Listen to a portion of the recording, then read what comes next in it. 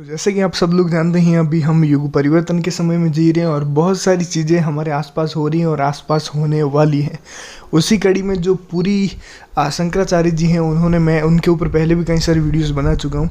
ये कुछ उन लोगों में से हैं जो पहले से ही ये मानते आ रहे हैं कि कलयुग लाखों सालों का है और भगवान कल की लाखों सालों बाद आने वाले हैं, और बहुत सारी चीज़ें वो ऑलरेडी ऐसी चीज़ बता चुके हैं। पर पिछले कुछ समय से उन्होंने कई सारी चीज़ें कही हैं, उन सभी का आज कलेक्शन मैं आपको दिखाने वाला हूँ। मतलब कई सारी चीज़ें, और हाल ही में उनका एक नया पोस्ट काफ़ी ज़्यादा वायरल हो रहा है, उस पर भी बात करेंगे। तो चलिए वीडियो को शुरू करते हैं।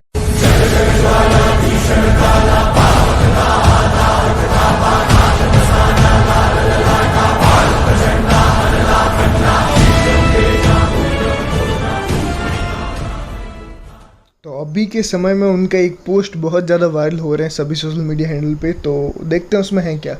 तो इसमें क्लियर शब्दों में लिखा गया है कि सावधान, आगे युद्ध की भयंकर घाटी है। कटनी छटनी के पश्चात कौन शेष रहेगा, कुछ कहा नहीं जा सकता। बहुत विलुप्तपूर्ण वातावरण हो जाएगा। प्रकृति ही क्रांति का मार्ग प्रशस्त करेगी। भगवान के नाम का बल ही रक्षा करने में समर्थ होगा। तो इससे आप समझ सकते हैं, क्लियरली वो संकेत दे रहे हैं कि क्या कुछ आगे होने वाला है। अब भले ही वो लोग भले ही वो लाखों साल के समर्थक हो, पर कहीं ना कहीं इशारों में वो कई बार इस चीज़ को बता चुके हैं कि आगे स्थिति अब बिगड़ने वाली है। भले ही उसे वो कलयुग के अंत का नाम ना देते हो, पर जो भी दुनिया की अभी सच्चाई है, चारों तरफ चल रहा है, उसको उन्होंने हर तरह से क्लियर किया है। तो उन सभी का कलेक्शन भी दिखाने वाला हूँ। जिन लोगों ने नहीं देखा वो इजीली समझ सकते हैं, और कुछ क्लिप न्यू भी हैं, तो जल्द से देखिएगा। चलिए मिलते हैं एंड पे।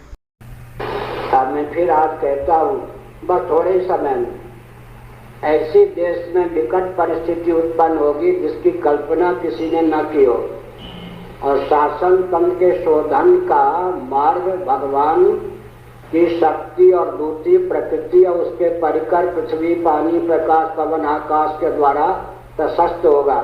इसलिए जितने राजनीतिक दल हैं, मंच पर मंचन करने वाला हमको न समझें, वे सावधान हो जाएं। उनके ऊपर भयंकर संकट आने वाला।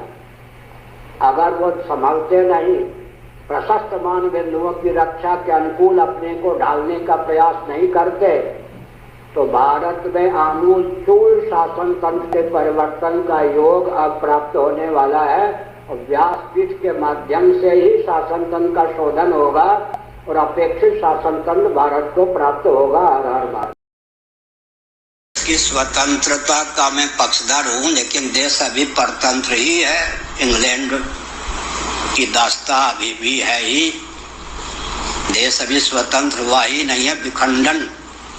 विखंडित देश को हम स्वतंत्र कैसे कहें। लेकिन एक विचित्र बात है, इस पर ध्यान देने की आवश्यकता है। विशेषकर मैं आज मोदी जी, योगी जी और मोहन भागवत जी को लक्ष्य में रखकर बोल रहा हूँ, बड़े लाड़ प्यार स्नेह से।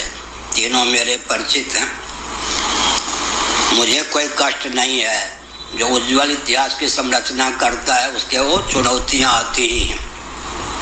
मैं तो किस खेत की मूली हूँ। भगवान भी जब स्वयं रामकृष्ण के रूप में अवतीर्ण होते हैं, जितना ऊंचा अवतार होता है, जन्म होता है, उतनी ऊंची उनके सामने चुनौती भी आती है। ये ऐतिह्य तथ्य है, इस बात को मैं अच्छी प्रकार जानता। मैं कभी यूँ उदास नहीं होता। क्यों नहीं होता? जिससे भगवान को जो कराना होता है, उसमें कोई कितना भी विघ्न डाले, सफल हो सकता है। मैं एक संकेत करता, हम ये नहीं कह सकते कोई साथ नहीं देता। अरे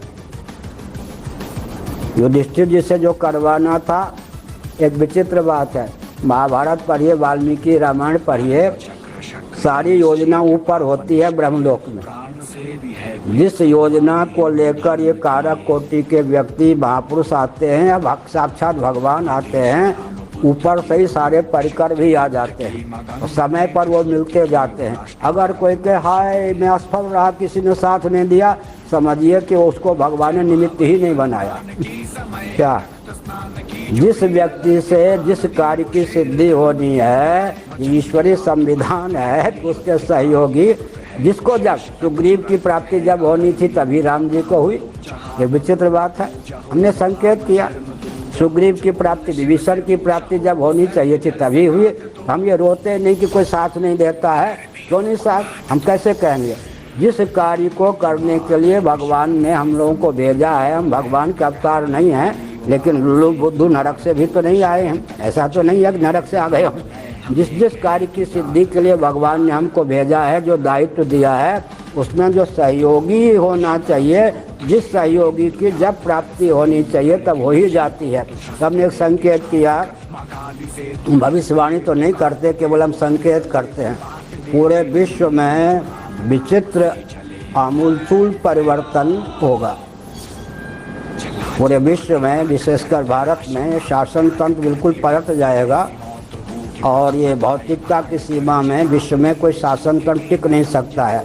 और व्यास गद्दी के पुरोधा इतने प्रबल होंगे, विश्व की सारी शक्ति मिलकर भी उनसे भिड़ करके भी उनको नीचे डिगाने में समर्थ नहीं होगी। इसलिए बलिहारी सी बात की है कि अभिमान को छोड़ करके जो सनातन सिद्धांत है उसको समझने का प्रयास किया जाए। सनातन सिद्धांत के अनुसार अगर भारत में व्यक्ति और समाज की संरचना का प्रकल्प हो तो भारत पूरे विश्व के लिए वरदान सिद्ध हो सकता है।